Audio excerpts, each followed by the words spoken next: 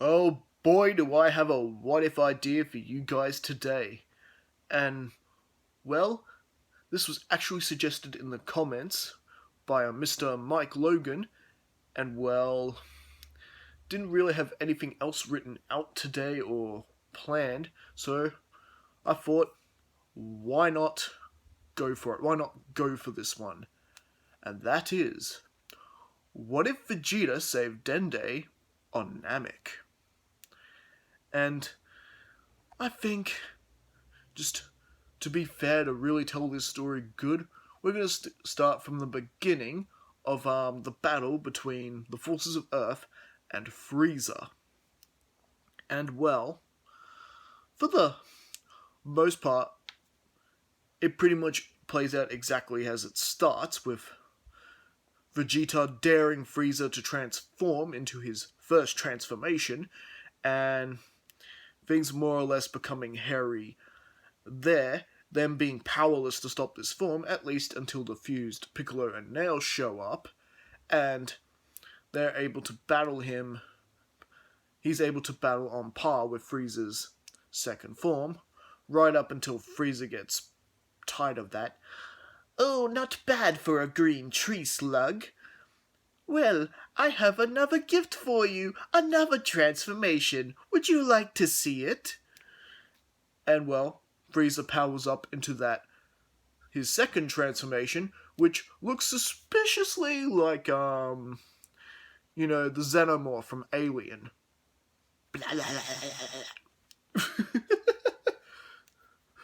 I think Ridley Scott's gonna sue someone. I love that joke from Dragon Ball Z Abridged. Anyways, so with that, more or less playing out as per normal, with Piccolo being defeated, or, well, not so much getting defeated, but getting more or less badly hurt, and Gohan having to step in and save him, and Vegeta, who had witnessed Dende's powers of healing earlier on, you know how he was able to heal Gohan earlier, and of course healing Krillin when he got impaled. Vegeta, of course, decides to enact his own plan. "Listen, Krillin, you must do damage to me immediately. Then you can get the little one to heal me, and I will gain the power to defeat Frieza. You know how we Saiyans work. We get stronger every time we recover from a near-death injury." And, well, just like that, Krillin agrees to do this, and, well, Frieza, of course, witnessing Dende's healing ability while he's transforming into his final form, and reluctantly also heals Vegeta after Krillin convinces him to do so. Well, Vegeta is pretty much preparing himself to battle Frieza when Frieza emerges from the smoke after his final transformation and immediately fires a death beam, and, well, it is headed straight for Dende. Vegeta sees the beam coming and is able to get there in time to rescue Dende. And, well, don't get me wrong, he's not saving it because Dende's his friend or anything like that. He's only saving him because Dende has that valuable ability of healing. Nothing more, nothing less. And, well, Frieza fires yet another death beam, the second one, aiming for Gohan, just like in the original. Vegeta does actually manage to save him as well. "Get down, you fool!" And, well, this is where we get Vegeta and Frieza battling out like they do in the original. And just like in the original, it pretty much plays out the same, with Vegeta getting really badly damaged and beaten up. And, well, the good bright side to the whole thing is that, of course, it buys enough time for Goku to finish healing, and he more or less joins the fray with you got a really not badly damaged Vegeta here who could die at any second, and Frieza does fire that fatal death beam, the one that actually is meant to finish him off. And Vegeta tells Goku the whole soft story between the Saiyans how it was Frieza that destroyed our world. You can even ask him. He's proud of it. He won't deny it. You have to avenge our race. And the whole Goku beginning to battle Frieza begins to go off like it does in the original. Now the only difference here is Vegeta doesn't die. Well, DB right, why is that? Well, Dende actually goes up to heal Vegeta while Goku is more or less knocking a bunch of death beams out of everyone's way. You know how he does that and not a single death beam hits him or any of his friends? Well, while Frieza is sizing up Goku, more or less, this gave Dende the opportunity to get in there and heal Vegeta once again. And this gives Vegeta another pretty good Zenkai boost from recovering from yet another close encounter with death. And well, with Goku, who's doing pretty well at this point, this is still pretty early on in the fight between Goku and Frieza, and Vegeta can't help but be impressed by Goku's increased power. But Vegeta's not going to miss out on all the fun. He surprise attacks Frieza from behind and knocks him to the ground. And this is where Goku more or less picks up that Frieza can't sense energy. And with that, you got Vegeta and Goku working together, battling with Frieza. Frieza more or less having to, to put it simply, Goku and Vegeta have Frieza on the ropes. I don't understand. How could you monkeys have so much power? Vegeta, you should have killed over by now. Oh right, it's that Namekian brat, wasn't it? I will see he pays 1,000-fold for interfering in our affairs. And well, Vegeta's going, your reign of tyranny is over, Frieza. If you think you can match 2 Super Saiyans, you are gravely mistaken. Oh my god, you're still going off about that ridiculous legend? Ha! As I recall, I had you pleading for mercy in the end there. Allow me to do that again.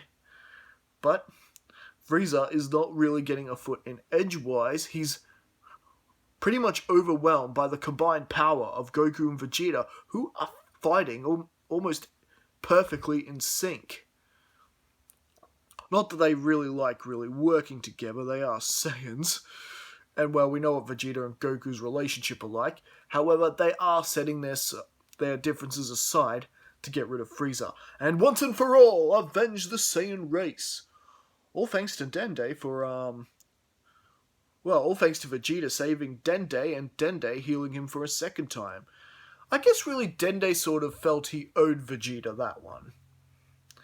And well, Frieza does begin to overpower the two when he powers up to his 50% maximum. And this is where things begin to more or less turn around, and suddenly Vegeta and Goku are having trouble landing a punch. In fact, at some point, they end up punching each other, which is kind of hilarious. Oh, really, Kakarot? We're battling Frieza here and you gotta get a shot in? I'm sorry, he moved! Oh, this is ridiculous! Frieza showing up behind him and just sort of whacking both their heads together in a comedic fashion. Oh, Kakarot, we're not going to get anywhere at this point. I hope you have a backup plan. And well, Kakarot does try his Kaioken, but he's not having much luck with that. And he does fire up Kaioken times 100 Kamehameha, and does a bit of damage, and Vegeta does get a bit of a decent hit in. But Goku just surprised that not even this was really enough to phase Frieza, and this is where Goku begins charging up his Spirit Bomb.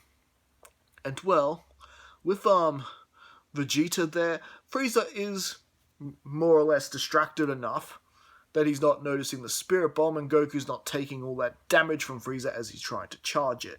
So Goku is more or less able to charge the Spirit Bomb a bit quicker because he's not being interrupted and being forced to drop his hands by Frieza attacking him like in the original. And with that, you got the Dragon team passing off a bit of their energy, and some of the residue energy, I guess you could say, that Vegeta's throwing out there is finding its way to the Spirit Bomb as well. So this would actually make the Spirit Bomb quite a bit more potent than it is in the original. And, well, with that, Goku fires the Spirit Bomb, and Frieza doesn't see it coming at all. Not until the very last second, and the Spirit Bomb does more or less engulf him, just like it does in the original. And you got a wary Vegeta and Goku sort of coming out of themselves, from the blast. You know what I mean? They're surviving, they're weary and everything, and everyone's celebrating a job well done, that maybe they've actually taken down Frieza for good this time. However, no. Frieza gets up and he fires another Death Beam. He's going for Dende again. However, Piccolo takes the hit like he does in the original, and fires another Death Beam that takes out Krillin. And well, Frieza, you've done it now. Goku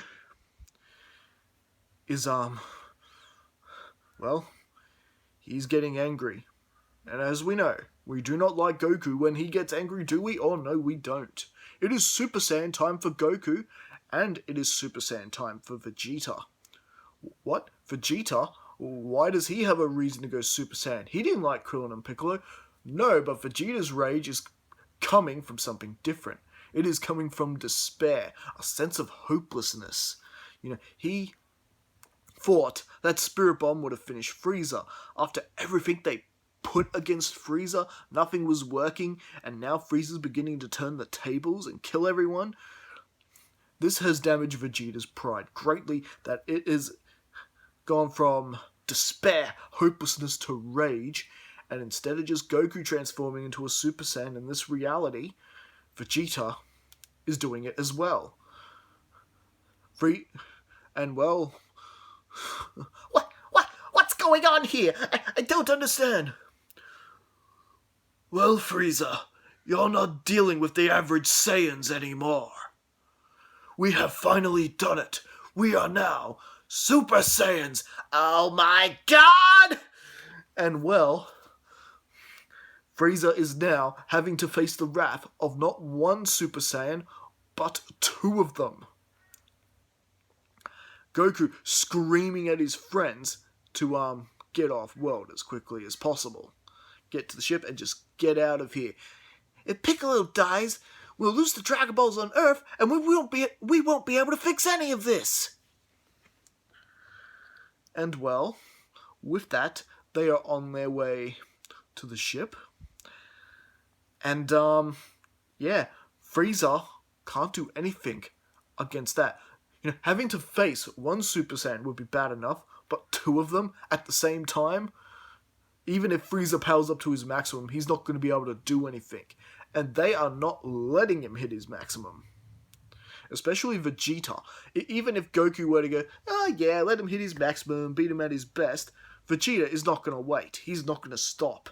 He is relentless. He wants Frieza out of his life once and for all. He wants the universe to himself.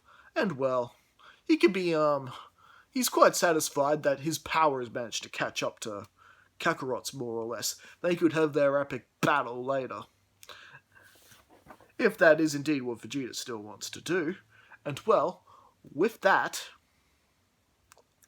Vegeta and Goku power a beam together, and they completely incinerate Lord Frieza on Namek. Frieza is dead. And well, what's there to do now? They've got a bit of energy to spare and whatnot. Vegeta has now decided to more or less turn on Goku, and well, they more or less end up in a battle as well. And it's unclear what Vegeta is actually planning here, whether he's actually planning to kill Goku or just try and stick his dominance, or just once and for all surpass him. Mind you, it's not like Goku has actually beaten him in a fight before. Technically, Vegeta won that fight on Earth, if you're looking at Goku versus Vegeta one-on-one. Change my mind.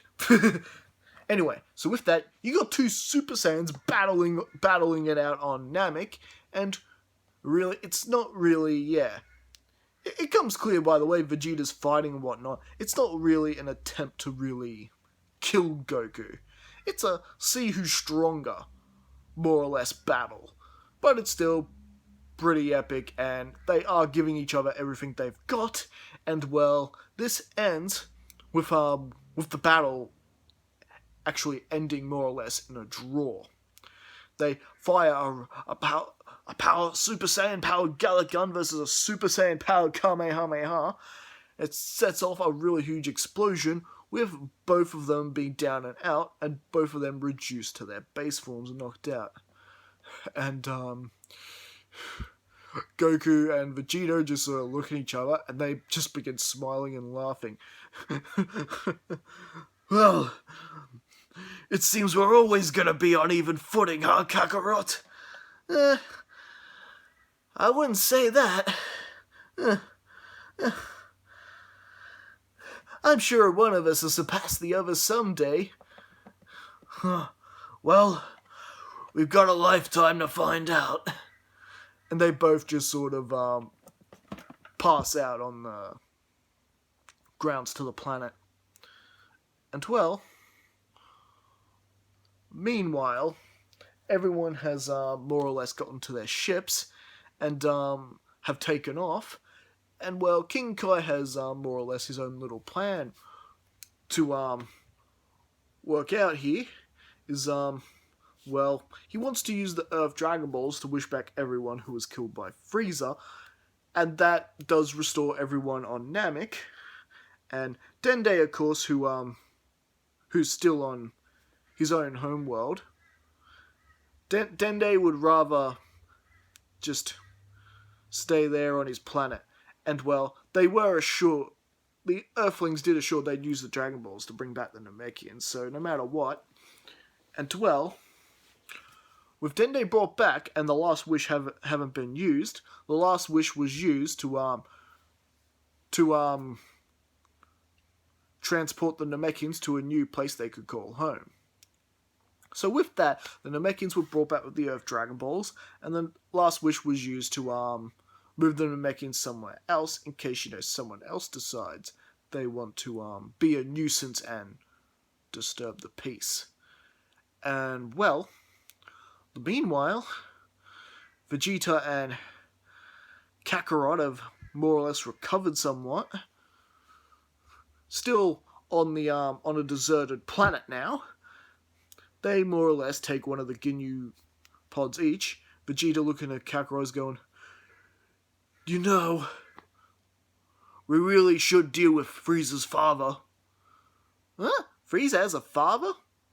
Of course he does. Doesn't all life forms have fathers? I can assure you, he's just as ruthless as his son. And well, Kakarot not really quite sure on this. Really? You want me to deal with this? He hasn't done anything to us. Use your head, he'll come looking for you and your friends, and wanting to avenge his son. It's best we get to Cold Planet and deal with him immediately. And with that, Goku is on agreement, and the two are on their way to deal with King Cold on his home world. And I think, at least for now, that is where we're going to leave things for now. So what do you guys think? Did you enjoy this story? Did you enjoy this little telltale? How different did things go just because Vegeta actually managed to save Dende this time around? Let me know what you think in the thoughts as always. And I will be back with another What If. This was actually quite fun to plan out, and thanks Mike Logan for dropping this in the comments. It was yeah, it was a lot of fun sort of looking at how this is going to work and whether things would actually pan out differently, especially for Vegeta. And well, as it turned out, yes it did. Vegeta got to survive his encounter with Frieza and become a Super Saiyan earlier than what he did in the original, and got to have his fight with Kakarot. So, really, Vegeta's heading more or less in the right path a bit more earlier than he does in the original. And I think this is going to change the story in a lot of ways. Some fun, some cool, some maybe a bit hard to believe. Anyway, we don't know yet. I haven't written a part 2 yet. Anyway, so once again, thank you guys for joining in. Don't forget to leave your thoughts in the comments. You got any other suggestions you want me to cover on this channel, let me know. And yeah, I will be back again next time. And yeah, don't forget to like and subscribe if you haven't already. Alright, catch you later. See you around.